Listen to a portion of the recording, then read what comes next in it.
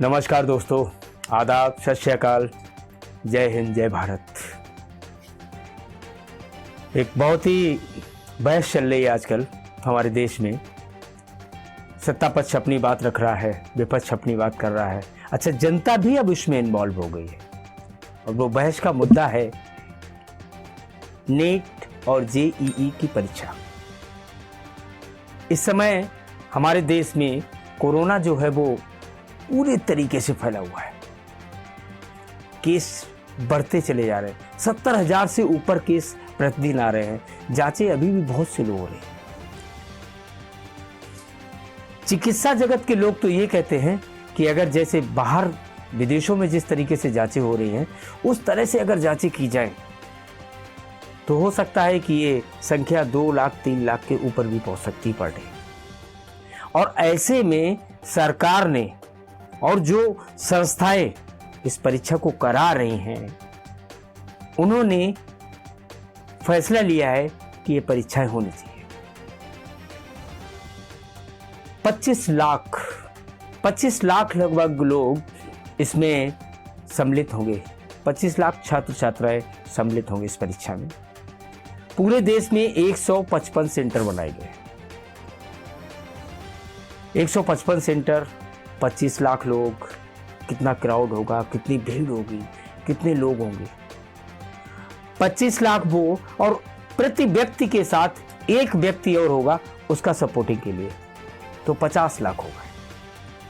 अब बात ये भी आती है, हमारे देश में इस समय ट्रांसपोर्ट का प्रॉब्लम है। रेल यातायात बंद है,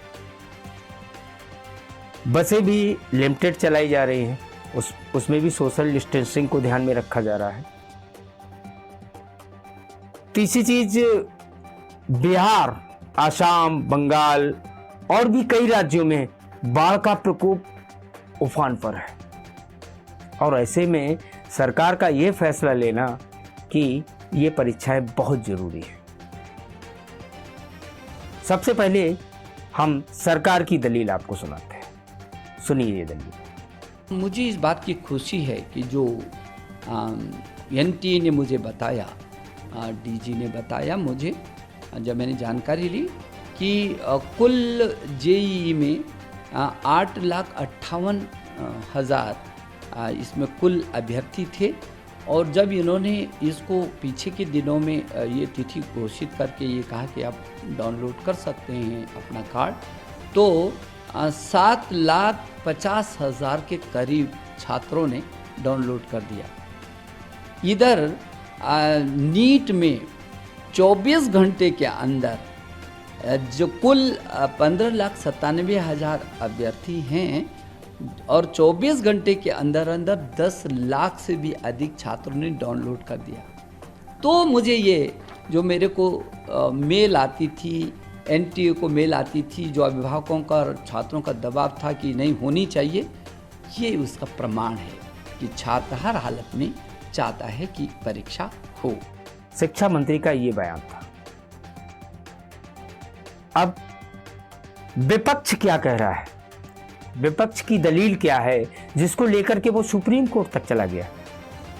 पुनर्विचार याचिका डाली गई है कि इन परीक्षाओं को, माननीय सुप्रीम कोर्ट से यह अनुरोध किया गया है कि इन परीक्षाओं को रोका जाए।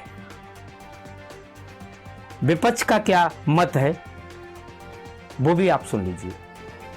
नीट और जेईई की जो एग्ज़ाम्स हो रही हैं वो पूरे देश में एग्ज़ाम्स हो रही हैं और कोरोना संक्रमण कम नहीं हो रहा है बल्कि बढ़ रहा है।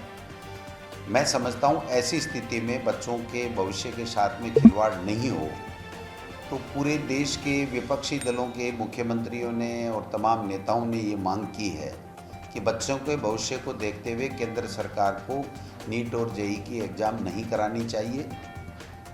मैं समझता हूँ इसके ऊपर हम लोग कल अखिल भारतीय कांग्रेस कमेटी के आह्वान के ऊपर प्रदेश कांग्रेस कमेटी की तरफ से भी 11 बजे और डिस्ट्रिक्ट कांग्रेस कमेटियों की भी तरफ से जो केंद्र के सरकार के जो कार्यालय हैं उनके सामने प्रोटेस्ट करेंगे कि केंद्र सरकार पुनर्विचार करे और इस एग्ज़ाम को स्थगित करे कोरोना संक्रमण को देखते हुए।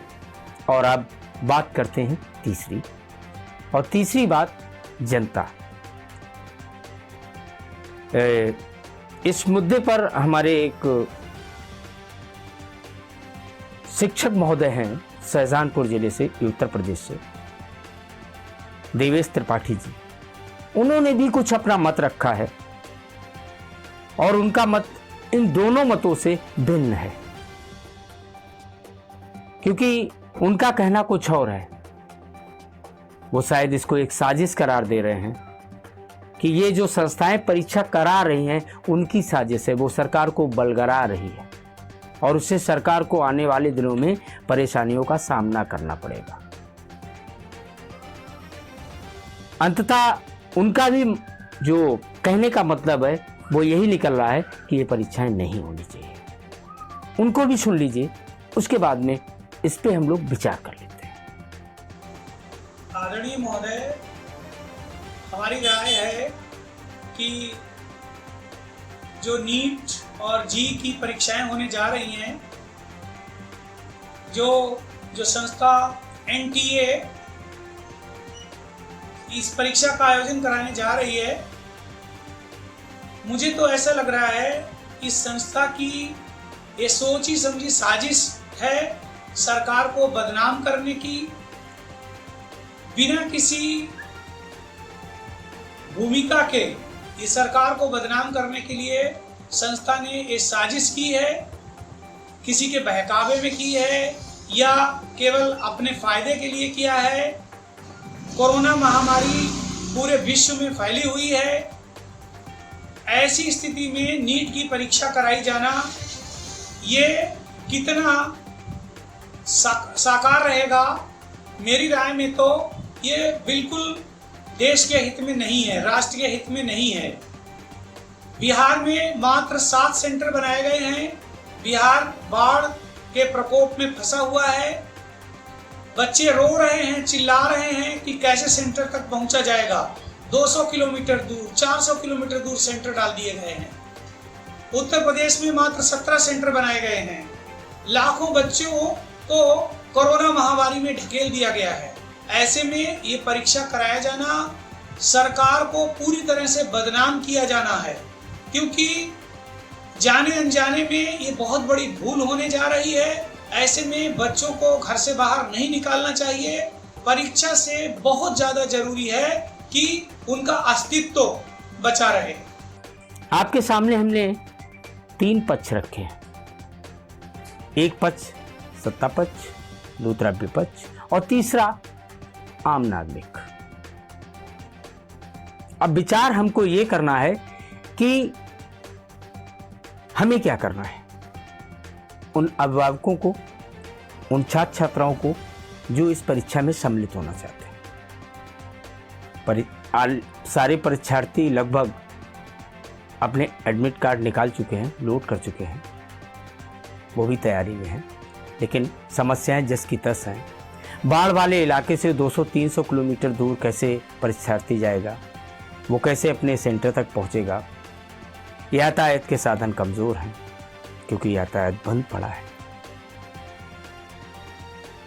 क्या होगा ये तो समय बताएगा, लेकिन अभी सुप्रीम कोर्ट में जो पुनर्विचार याचिका डाली गई है उस पर फैसला आना बाकी है। क्या वो खारिज की जाएगी या कुछ माननीय सुप्रीम कोर्ट उस पर निर्णय लेगा, हाँ करेगा या ना करेगा, ये उनका एक विशेषाधिकार है, वो तो वक्त आने पे ही पता लगेगा। फिलहाल इस बड़े मुद्दे पे बहस जारी है। धन्यवाद। अगर हमारी यह वीडियो आपको अच्छी लगी हो तो इस वीडियो को लाइक, शेयर और हमारे चैनल को सब्सक्राइब जरूर कीजिएगा। धन्यवाद।